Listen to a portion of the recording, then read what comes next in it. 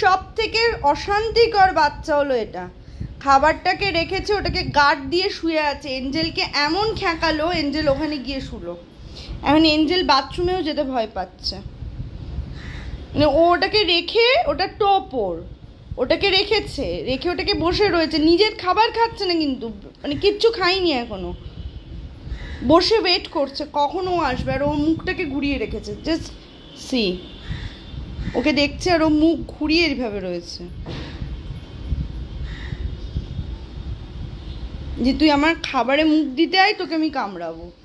তবু নিজের খাবার খাবে না, কতটা বড় ননসেন্স। খেয়ে নাও ব্রাউনি। এবার তেড়ে তেড়ে আসছে, ও যত এদিকে এগোবে ও মুখ ঘুরিয়ে নেবে। ওই যে ওই যে ওই যে ডাইরেক্ট দেখছে এখন, ওই যে খাবারটাকে আবার দেখছে, খেতে হবে মনে পড়ছে, আবার এদিকে ওকে দেখছে। মানে কি ননসেন্স ঝগড়া ভাই।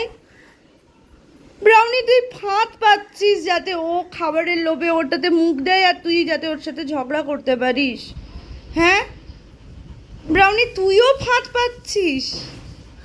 হ্যাঁ বাবান, কে খাই খাই কুপি, কে খাই খাই কুপি। খেয়ে নাও খেয়ে নাও খেয়ে নাও খেয়ে নাও খেয়ে নাও খেয়ে নাও। এ বাবা, ওর সমানে এঞ্জেলকে দেখে যাচ্ছে।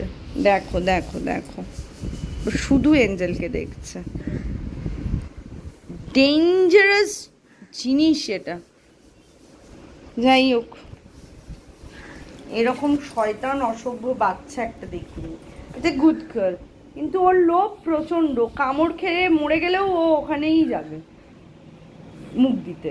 এটা আমি সরে গেলেই অশান্তি হবে, একটা বিশাল বড় কামড়া কামড়ি অশান্তি চলবে। পুরে মর্গা, আমি আর ভাল লাগছে না।